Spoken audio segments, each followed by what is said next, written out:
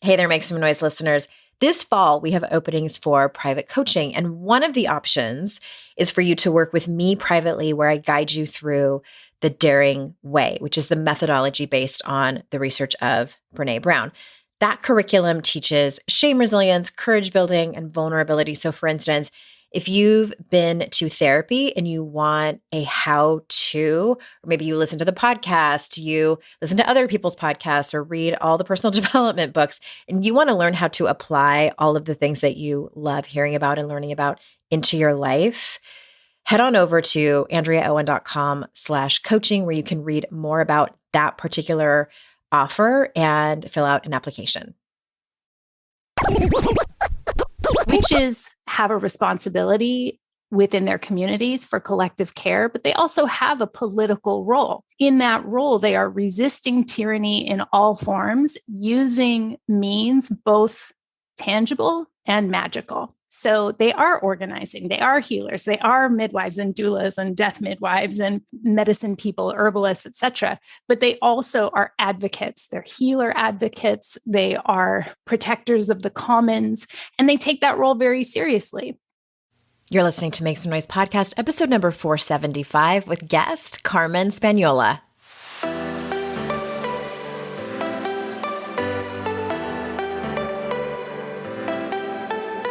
Welcome to Make Some Noise Podcast, your guide for strategies, tools, and insight to empower yourself. I'm your host, Andrea Owen, global speaker, entrepreneur, life coach since 2007, and author of 3 books that have been translated into 18 languages and are available in 22 countries.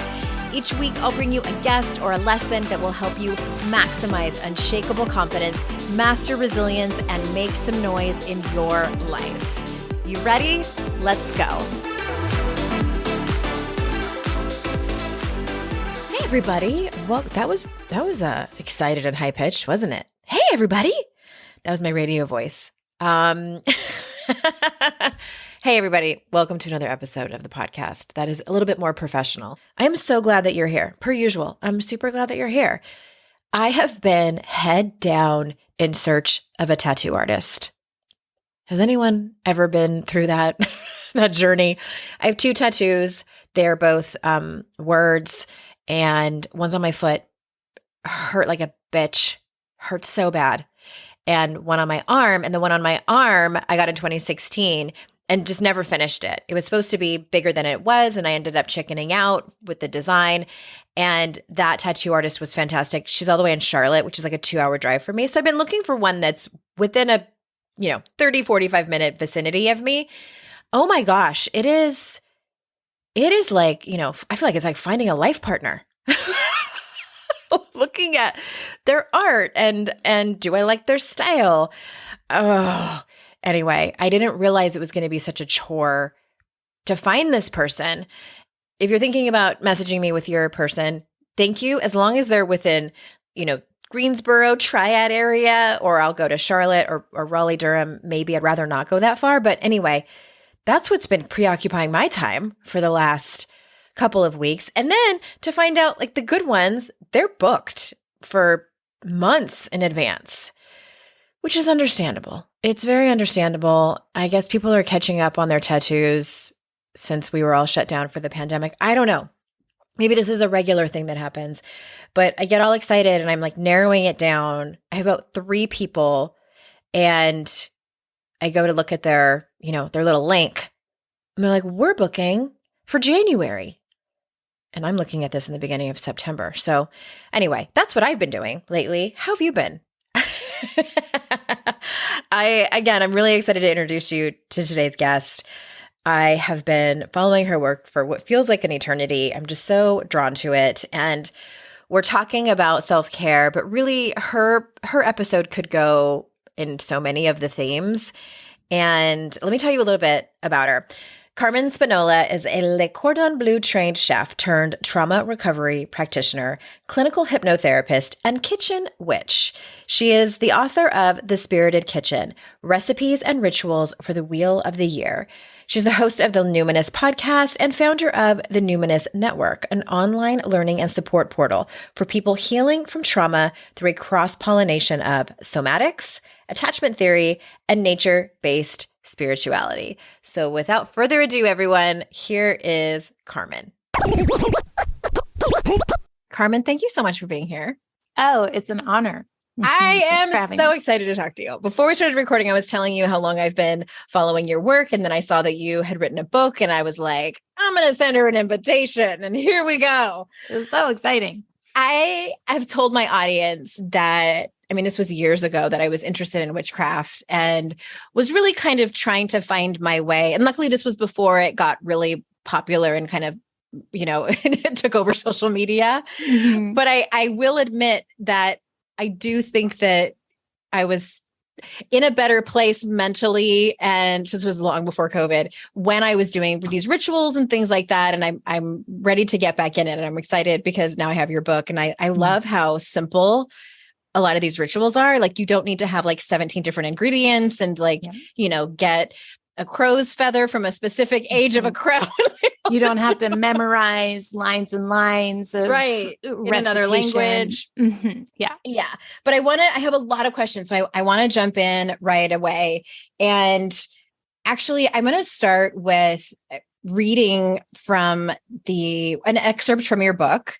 It's the title of it is A Word on Witchcraft. And it's so good. I wish I could read the whole thing, but time and probably copyright. So I'm going to keep it short. And it's towards the end. And you say, if resisting oppression, reclaiming my body as my own, praying to my ancestor tree, fighting for collective liberation, and organizing around a culture of care and dignity for all makes me a witch, my friend, I am that. And then the very last sentence, you say, and let's not allow anyone to shame us, our identities, our bodies, or our cultures ever again. And that comes after kind of a short history of not just witchcraft, but kind of the damification, if you will, of witchcraft. So can you expand on that a little bit in your own words? For sure. Yeah. Actually, even hearing you read that back to me, I kind of well up with a bit of emotion. I feel that sort of fighting spirit rise up in me. Yeah, that's right. And I sort of hear what you're saying, or behind what you're saying about how popular it is on Instagram. I actually think that what we currently are calling witchcraft is going to deepen over the next decade to what it is underneath, which I believe we would just call animism. So all witches are animists, even though not all animists would call themselves witches. That was one of my questions. Can you explain what that is? Sure. Yeah. Well, so animism has two parts for me. Putting it really simply, the first part is that we would call it the ensoulment of the world is a core part of our spirituality. So ensoulment, meaning that everything has its own soul, humans, animals, rocks, plants, etc. The second part of it is that we live in a participatory universe. So as much as I'm aware of my dog, she's aware of me. As much as I'm aware of the carrot that I've just pulled from the garden, it is aware that, and it may not be consciousness, quote unquote, but it's an awareness. Science tells us that plants are reacting to the humans that they live with in homes and things like that. And so an animist proceeds as though this is a participatory universe with everything as aware of us as we are of it, and seeking us in the same way we are seeking the greater than human. So that, I think, is where the current kind of adolescence of this phase of collective consciousness around witchcraft is going. I think it's going to mature into that. When I think about what a witch really is, if I were to encapsulate that essay, A Word on Witchcraft, I would say, witches, of course, have a responsibility within their communities for collective care, but they also have a political role. And in that role, they are resisting tyranny in all forms, using means both tangible and magical. So they are organizing, they are healers, they are midwives and doulas and death midwives and, medicine people, herbalists, etc. But they also are advocates. They're healer advocates. They are protectors of the commons, and they take that role very seriously. So they're not just getting together to do magic for personal gain or edification. They're doing it for collective well-being.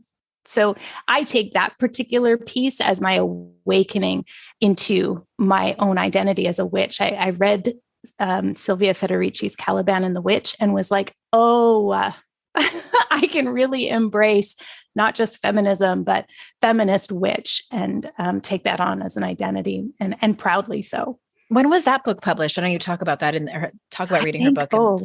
Published, was it like 2009 or something? Oh, like okay, that? so not that long ago. I thought it was like it's not like 25 years or anything. No, it's a classic though, right? I think it seems like even more of a classic because I will say it's the book that probably took me the longest to ever get through. It's not a very thick book, but if you're familiar with Richard Tarnas's work, if your listeners know Cosmos and Psyche, which is like a really big, thick book on psychological astrology. It's like one of those classics of the where you're like, whoa, yeah, that was like a big book and took a long time to get through. Whereas Caliban and the Witch is like a fraction of the size, but it took me way longer because it's so dense. And every page, you're just like, oh, fuck. That's what the witch wound, that's how it's showing up in me. Oh, that's patriarchy again. Oh, that's white supremacy culture. Oh, I see what a witch really is now, and who has been persecuted because they are liberatory figures of their time.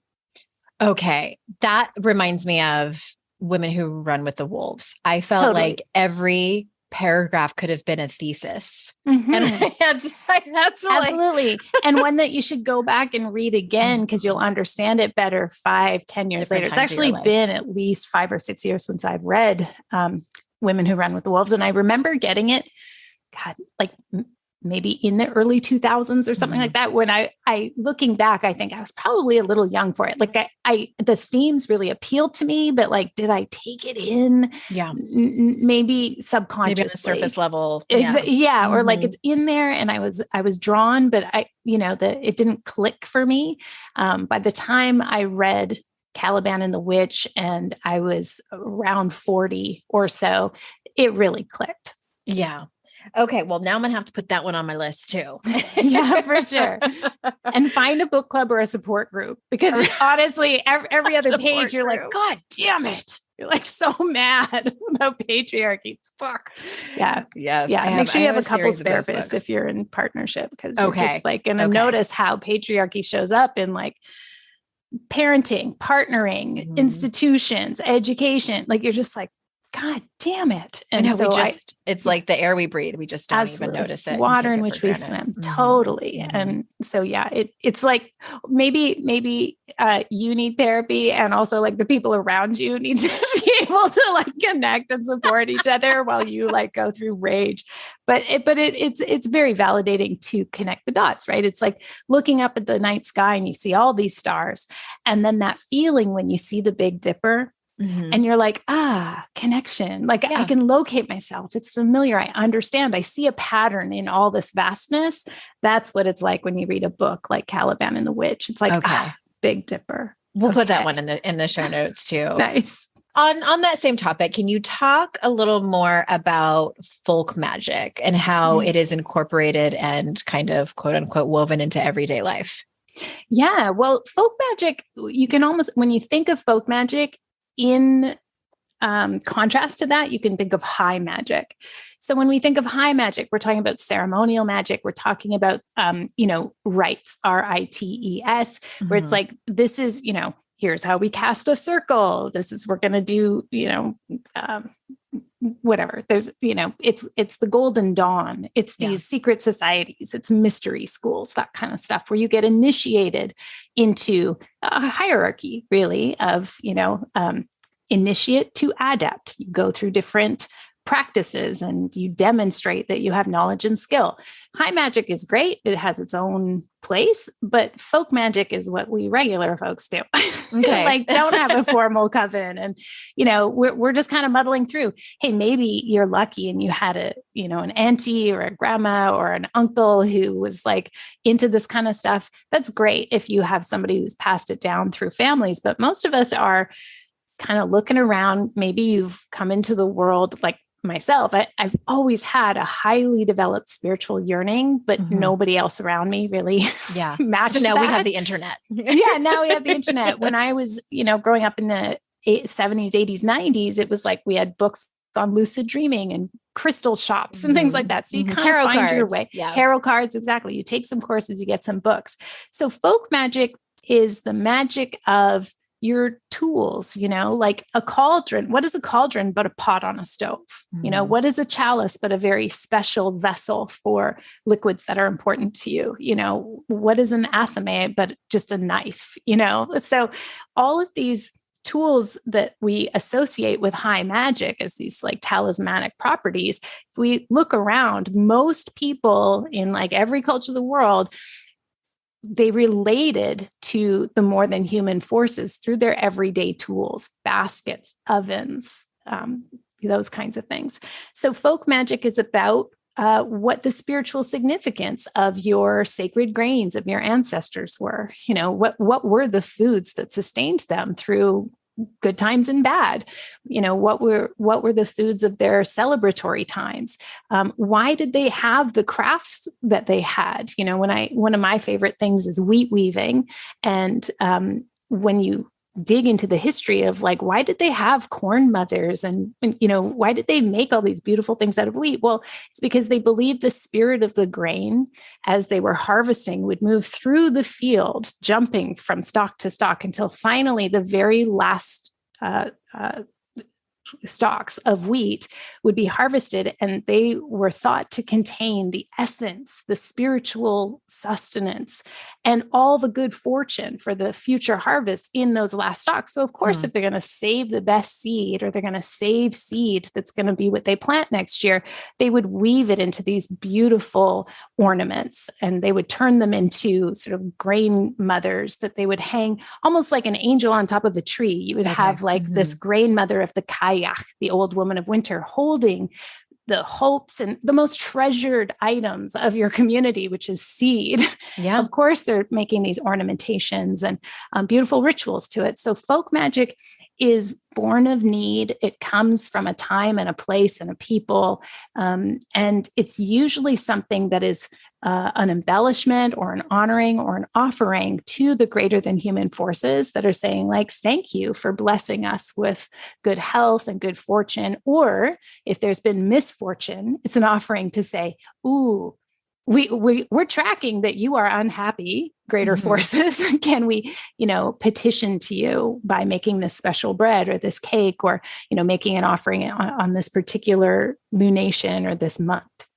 Interesting. Okay. So would it also be considered, I'm trying to think of like people's everyday lives and thinking about my life. So I have a rosary that was my great grandmother's on my father's side.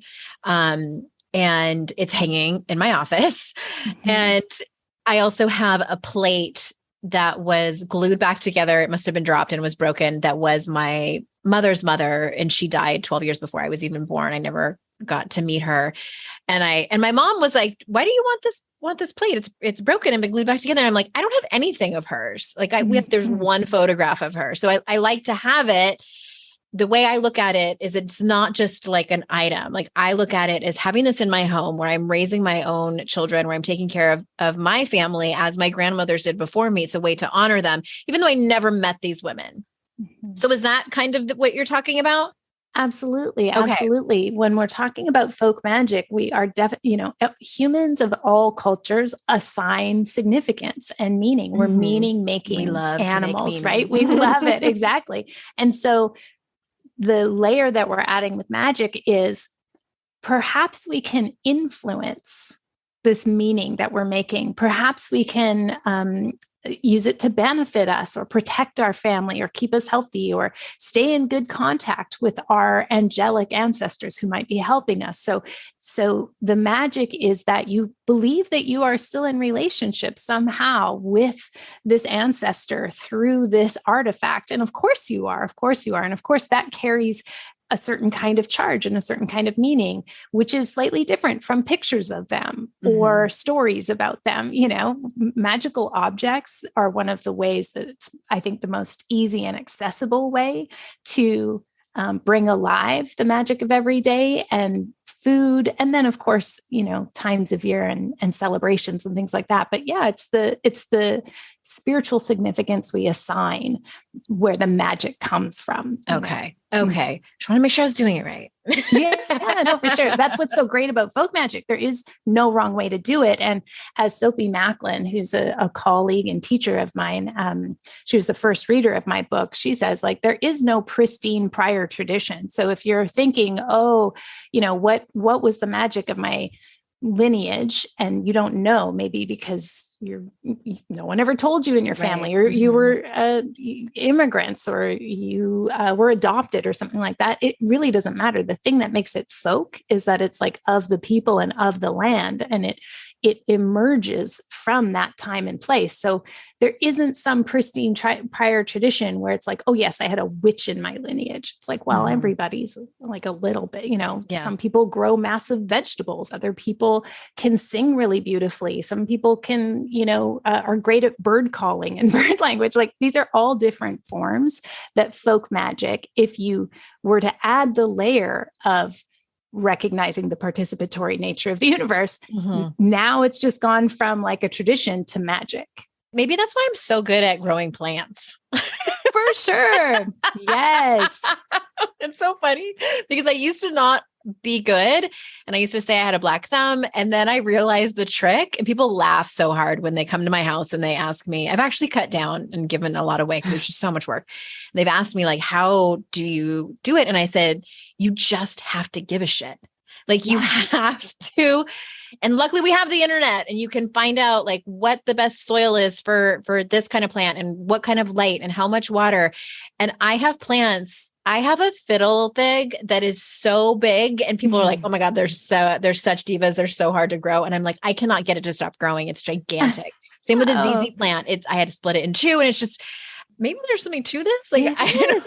It's attunement. That's so much of what magic is about, right? It's attunement, and having a relationship with the greater than human is like a courtship, right? So you are courting the divine through your plants, just attuning, paying attention, sort of like, how would I woo them? How would I give them what they need? And like, how good does it feel to see them thriving? Right. Yep. So you're in this reciprocal relationship with the other than human. It's not just extractive. It isn't just cast this spell or grow this thing for prosperity and abundance. That can be part of it for sure. But that only flows from your reciprocal relationship with the other than human, and that you have courted them, and you're like, how could I charm them? How could I show them that I love them? How could I delight them? I use my intuition to water them as well. Perfect. Yeah. I know that sounds totally not. Oh my gosh. Obvious. I use my pendulum to decide where I'm going to put plants in my garden. Oh, wow. 100%. Okay, oh yeah. 100%. I see that as very woo-woo, but like using my intuition to know when to water a plant. And again, sometimes it's obvious. Like, you can tell by the way the leaves look, but sometimes I'll walk by it and I'll just be like, this one needs to be watered. And I don't even have to stick my finger in it or anything. Yeah, I just you're know. in a relationship. That's so sweet. I never looked at it that way, but thank you. If you like the audio medium, which I'm assuming you do because you listen to this podcast, then I really think that you will like our next sponsor.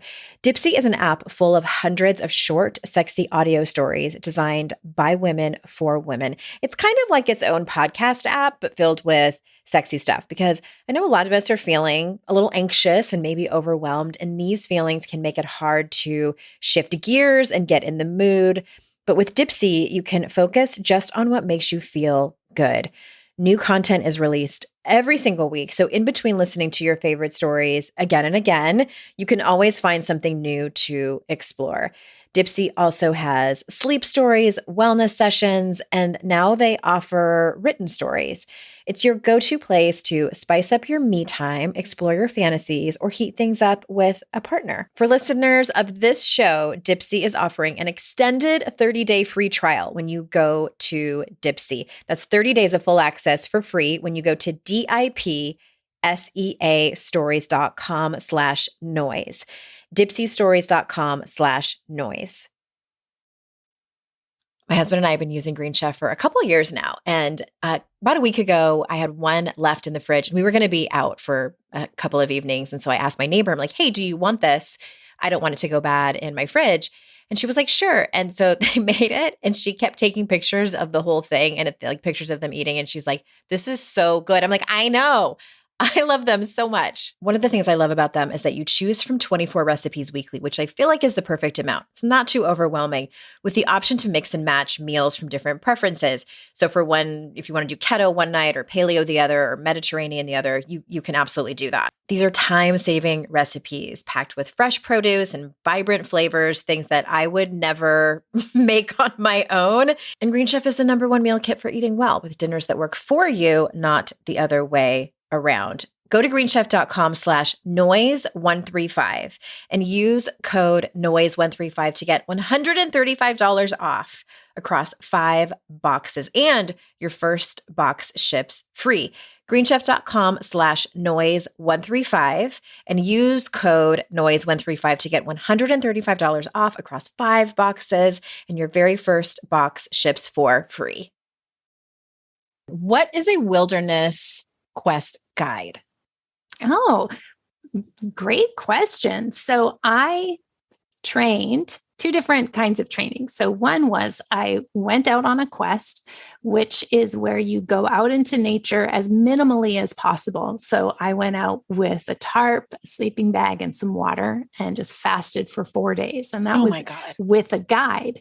Yeah, I did that in Death Valley. I've done that a couple of times. And then like here in BC, where I'm from, I've gone several times. And so then eventually I was like, I got the message of like, you should be taking people out to do their fast. And so I apprenticed with my quest guide who had taken us out. And he was, teaching to a certain degree, like how to keep people safe, fasting in the solo in the wilderness for 4 days. That was certainly part of it. But mostly it was about the spiritual initiation of leaving your known reality and going out fairly naked and embedding yourself in nature. And I think that's a really important developmental task for those of us who like growing up in the Western world in the modern day. I think any kind of healing really requires this developmental piece. Like if you can't go out into nature and embed yourself and learn how to feel safe and part of the ecosystem, the family of things, as Mary Oliver put it, I think any other kind of healing is happening on a bit of a shaky foundation. The second kind of training I then did, though, is I wanted to be able to lead quests in my home bioregion of British Columbia, which has actually many different bioregions, but I grew up as like a sea and mountain kind of person. And so then I went out to the mountains to a guide outfitter who leads hunting trips and nature photography trips and all those kinds of things. And one of the things they offered was training to become an outback guide on pack horses. And so that was interesting because it was not spiritual at all. And I was trying to explain to them what I was doing. And the guy was like, well, what do you mean spiritual laws? The law of nature is life or death. And I was like, well, do you know how to like de-hoof a horse? Like, well, that was day one, actually. Within half an hour, we were I don't even know if that's a thing. Shoeing a horse. Shoeing a horse. Okay, thank you. And learning how to, pack them and ride them for 8 hours, 9 hours, and then cook meals for the guests and that kind of stuff. So I had these like 2 kind of very different trainings, and I integrated them into one. But of course, the piece that was missing for me, because a lot of the way that quests have been relayed in Western culture is through the idea of the monomyth. And like, hey, I love Joseph Campbell, Hero's Journey, very transformative and influential for me as an adolescent. But as you mature, you're like, hey, what about the cis white heroic male kind of people? Like, that's not. So the piece that was really missing for me was community and witnessing. And kind of recognizing like nobody can go out on a fucking hero's quest without somebody holding it down at home or somebody without like some resources and support. Yeah, without support. So the way that I do it is like people have we spend a year together. And so, yes, people go out for like 12 days and it's 4 days of teaching, 4 days of solo on the mountain, 4 days of incorporation when you get back. But then we continue for a year. And the question every season is, so how is your quest unfolding now? And help people go back. Because it's, the biggest challenge when you have a spiritually transformative experience, a numinous experience in your life, is going back to the world changed when nothing and no one else has changed.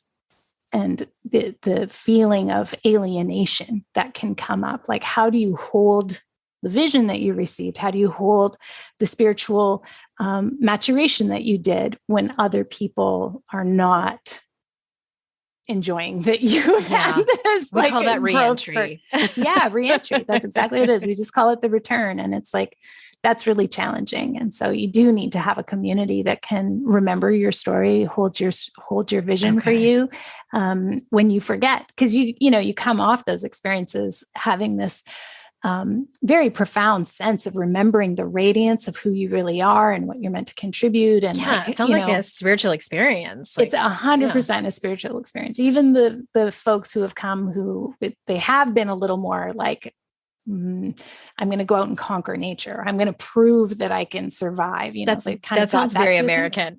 There's, that's kind of like an archetype that shows up, and we dispel that pretty quickly, that this is very much about becoming your ecosystemic self, the ecological self, the self that's woven into all things and is in relationship with all things. And so you don't just go and then like leave and take off. It's like, nope, now we're going to keep co-regulating. We're going to keep, witnessing each other and stay in relationship so that we can support change at a communal level. The quest isn't for you. The quest is for your people.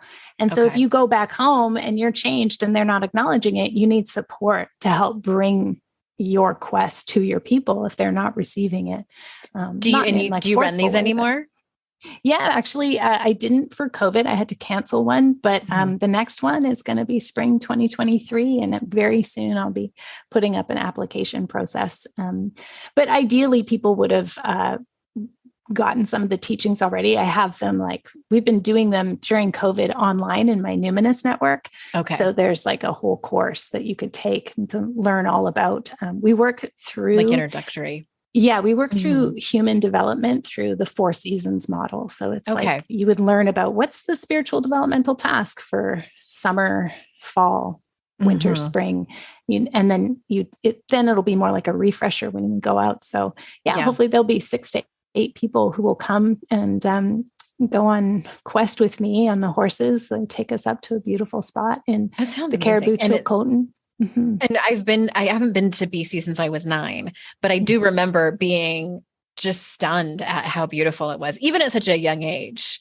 Oh, it's pretty out there. And the way the kind of route that you have to take, because there's like quite a lot of driving. Like we really help you, we connect you with your cohort so you can get up there, because you're driving out to the middle, it's 45 minutes. The last little bit of it is like 45 minutes down a dirt road. So it takes a while to get there. And you go through like 5 different, you go from like maritime, like the sea, to the desert grasslands, to the alpine glaciers, like it's, all in like one to the 10-hour trip. Exactly. That's exactly what it's like in one day. It's very cool. It sounds a little bit, but this is on a much smaller scale and different. My friend Nicole, she actually was on my podcast and she talked about it. She does those ultra marathons, or like the 100-mile races, like out in the wilderness. But when she talks about them, she can like almost talk anyone into like doing one with her. Like she talks about it like it's a spiritual experience and like the things that you go through to get through it. And she never looks at it like as she wants to win. For her, it's the experience of doing it and being with nature and really being with your body. And it just is incredible. And she like loses a toenail like every time she does one. Yeah. I mean, all part of the initiations are like that, right? Mm-hmm. And every rite of passage is a sacred and spiritual experience, even if that's not someone's language, but they all are about sort of the miracle and wonder of humans going through, like playing out our human drama. It's so poignant, and I love poignance myself. So like I can see where she's coming from, that it's like absolutely exhilarating, even though it's also the most challenging thing you've ever done. And that kind of pain beauty, it's just like, oh my God, I'm going through the hardest thing. Why did I do this to myself? And like, you can feel sorry for yourself. And then all of a sudden you have this like absolutely sacred encounter with like a fly or something that like comes to you at the volunteer right on moment. the trail. Like that's who she talks about, is like these people who just like, she talks about them like they saved her life, like they're just these strangers that volunteer, 48 hours of their time. For sure. I'm sure it restores your faith, in humanity. And that's what we're all trying to do. Like having encounters with the numinous, if we can like go to the autonomic nervous system for a second, when we think about like the vagus nerve and our social engagement nervous system, experiences of awe have this very interesting effect on our nervous system that's different from love, that's different from friendship. When we experience awe, it triggers our social engagement nervous system and the sense of being enfolded into something greater than ourselves. And that stimulates pro-social behavior. In other words, it's like, oh my gosh, the universe is so big and miraculous, and I'm so small, and I want to collaborate with it. And I don't expect anything in return, which is different than, say, love or friendship. Most relationships have a reciprocity challenge where it's like, oh, I'm willing to give and give and give to a certain point, and then I want to receive back.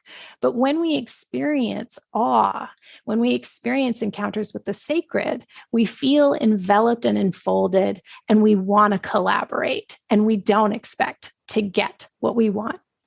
That's not what it's about. It's like we feel belonging in that participatory universe. So that is exactly what Quest brings out. It's like, it's a feeling like no other. It's so much more than personal accomplishment. It's the experience over and over again of transcendence, when you're like, oh my God, the sun, oh my God, this tree, oh my God, those birds. The dew on the ground in the morning. Exactly. Yeah, when it's absolutely been so hot. Exhilarating. Yeah. Oh my gosh, that's so fascinating. I could listen to you talk about that all day. Okay. I want to slightly shift gears, and let's talk about intuition for a moment, and how can the people listening develop their intuition from what you call a trauma-informed attachment perspective. I'm assuming you didn't come up with that term, but just I know that that's very important in the work that you do. Absolutely. Well, one of the things so when we talk about trauma-informed, what's really important there is we recognize we have choice, we have agency, we have voice. So we're never pushing through signs of distress. So if there was ever a situation, let's say, this just came up in the network. Somebody was asking a question at one of my AMAs, may ask me anything things, the Numinous tutorial. She was like, I had a really scary experience with tarot. What would be your suggestion for, like, should I get back into it since it seems like such a foundational skill, or, how could I get over this bad experience I had? And I was like, thinking, the thing is, from a trauma-informed perspective, why do you need to? You don't have to get over it. There is like nothing so fundamental in your spiritual or intuitive development that you should be pushing through that signal within you that's like, I'm actually not tracking safeness right now. I'm feeling a lot of stress. That's like absolutely unnecessary. So any kind of modality where you feel like you have to know it, or you are, not up to snuff, is that's bunk. So from a trauma-informed perspective, we are learning how to land a sense of safeness in our bodies. And the thing about the attachment orientation and the somatic orientation with intuition is that whatever your attachment style is in your human relationships, it's going to show up in your relationship with spirit. Maybe not necessarily the same. What we know about attachment styles is they're not fixed, right? They can change over time, and it really depends on the relationship and the power and rank and privilege and all of that. But generally, we'll all have a bit of a set point, maybe a bit more anxious or a bit more avoidant.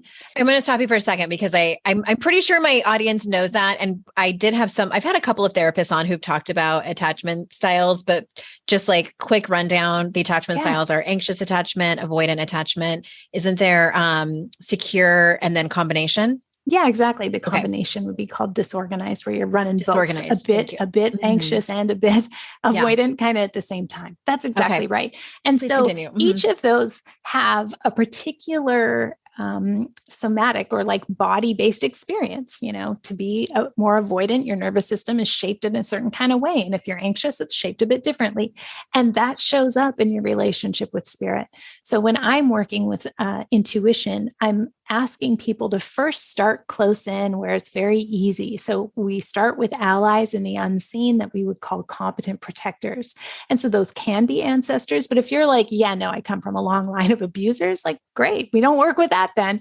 We look for who can you work with in the spirit realm who would be both very strong and competent, but also very nurturing and protective. And so a lot of people, if they're like, I've never had that experience in my life, I don't know what it feels like to be able to rest in safeness and well-being, then I'm like, great, let's work with these rocks. Let's work with this plant medicine. Let's work with these animals. We just keep going until we can find like, what is the safe sphere? And then we start from there. There's no dogma here. So that's what I bring into how I help people develop their intuition is first we go, where's your safest realm? And what things naturally are you drawn to? And we work with that. And everybody has a different type. Some people are more clairaudient, like myself. Intuition comes to me, through like words and hearing and music and literature and books and things like that.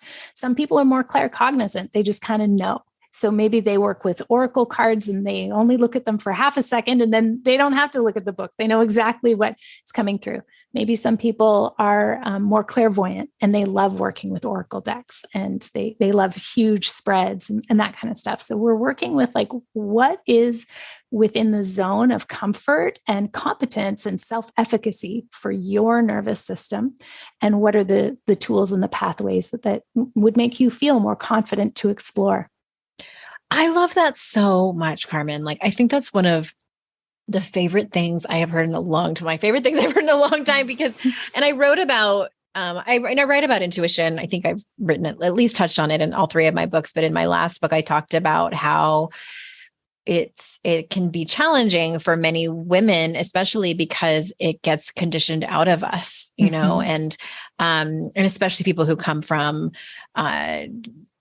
challenging childhoods where maybe nobody talked about anything. And I mean, that was the case for me. I can speak from my own personal experience. And it wasn't abusive when I was a child, but nobody talked about anything difficult. So like when a very close family friend took her own life and I saw my parents crying about it, but it was like tight-lipped. Nobody talked about it. So I was walking around like, okay, I know something happened. It was pretty obvious, but like no one's going to talk about it. So it's like those small things that can happen to us over time.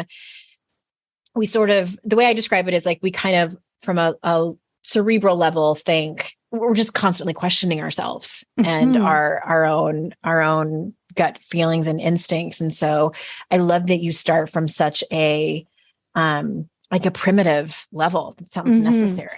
Well, and of course, capitalist, imperialist, white supremacist, patriarchy is constantly conditioning us to push through our own signs of distress and trying to obscure our preferences, trying to make us think that our preferences are actually what they want us to do, right? That's what advertising is. That's what like so much, it's like high pressure tactics everywhere you look. Conform, stay in this box, be this role, this identity. And so any inner voice you might have that's like, I don't know if that's for me. We get conditioned to push through that in order to either succeed or to at least to survive. Capitalism is doing it to us constantly.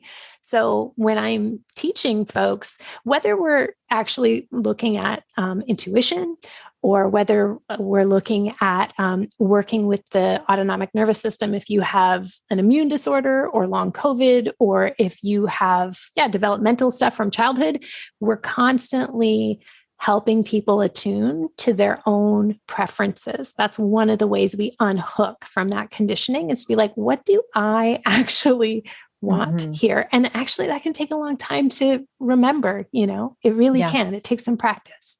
I'm sure it's not just, like I can answer that right away. Yeah, totally. Even in exercise, like we do this simple exercise of like pushing away just your arms in the air and just like repeating, I can say no to what I want to say no to. Sometimes that brings up a ton of emotion for people. Yeah. Sometimes it's the opposite one. Like I can feel chills a little bit thinking of people who are like, whoa, it's slowing it down and pushing away and just saying that to myself is it's such an empowering moment. For others, it's the scooping in and embracing gesture and saying, I can say yes to what I want to say yes to, and having their hands land on their heart. What if it's, I want to say yes to me?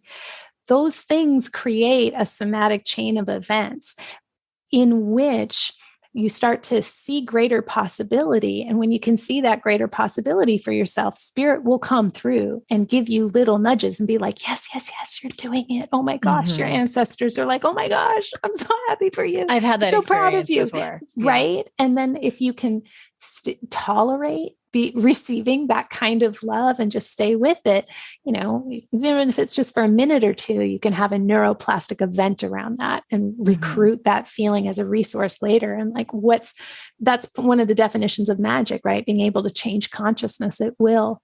So if you can be in a different consciousness for a couple minutes and have your brain actually shift and shape onto that, that's pretty magical.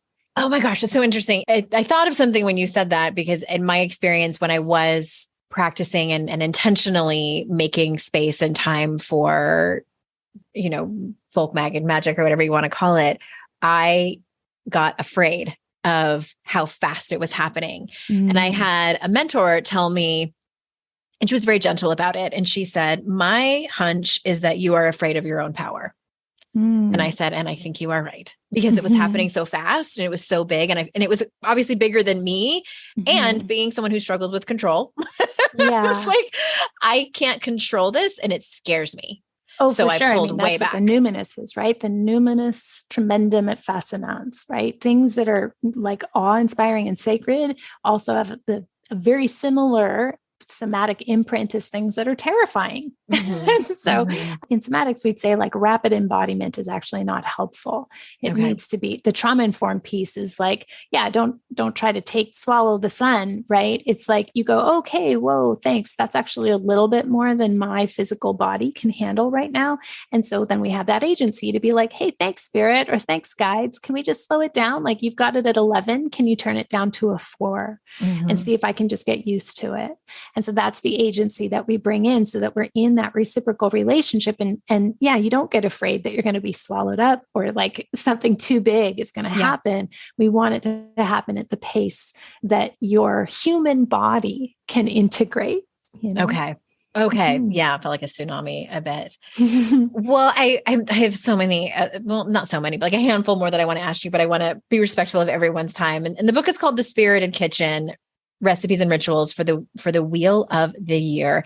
And I just have one more question that hopefully isn't like a big whopper. What was your favorite part about writing the book?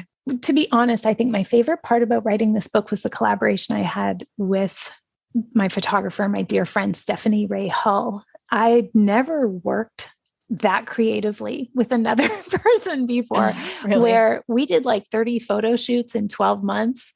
And we were both learning how to do this. Like we were like, how do we, like foods. And it was the recipes, right? The recipes, there's all those things. And it seems easy, but I've heard it's really not. No, it really, oh my gosh, it's so much planning and coordination. It just like took over my life for a long time. The thing is, I had the book in my head. I'd been doing Wheel of the Year workshops for a couple of years. So I had the recipes. I knew exactly how this was going to come together. I'm a huge fan of Martha Stewart since like way back in the 90s. So I was like, Martha Stewart entertaining from like 1987, that book. Like I knew exactly how I wanted my book to be, but the execution of it, was super challenging. Fortunately, I had this collaborator whose style and taste and eye and attention to detail and faith in me was just unwavering and so steady. And there's this like really great quote from Ira Glass where he talks about, as a creator, there's this period where your skill is not as awesome as your taste. So it's like, this is my first time making a cookbook. And so I needed to just kind of recognize, like, I just got to make work. I got to do the first one, and it's not going to be as good as I would want it to be. It's not going to meet my vision, but I got to get the work out. And Ira Glass was like, you just got to keep producing more work and get enough practice until one day your skill matches your ambition, and that killer taste finally matches your. Doesn't he say like you have to just keep creating crap? Just got to keep creating. Yeah, just like I don't know if he says crap, but he's like you're not going to like it, but you still have that killer taste, and so you got to keep creating. And so I think, from a personal perspective, the best part of it was from like this character building perspective is like letting go of perfectionism, not letting great be the enemy of good or whatever it is. And just stop like comparing yourself to Martha Stewart. Yeah, exactly. I just got to get the first one out there, and hopefully like the third one is going to be as good as I want it to be. So like character building, that was probably the best part for me in the long run, but in the short term, it was definitely collaborating with a kindred spirit. It's beautiful. Like it truly is. And the link is in the show notes. Again, it's The Spirited Kitchen, Recipes and Rituals for the Wheel of the Year.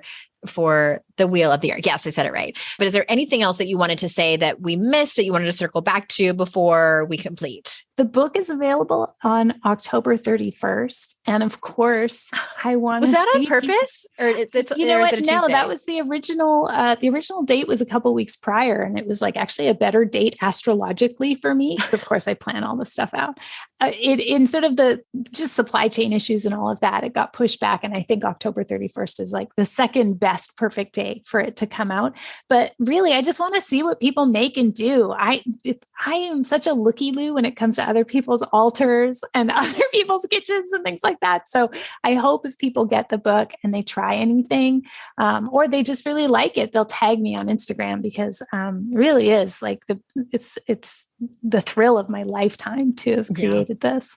That's amazing. Thank you so much for being here. And all of those links will be in the show notes, everyone. I have followed Carmen on Instagram for probably 7 years now. And I think you all absolutely should. Thank you for your time, Carmen, and everyone listening. You know how grateful I am for your time that you choose to spend it with my guests and myself. And remember, it's our life's journey to make ourselves better humans and our life's responsibility to make the world a better place. Bye for now.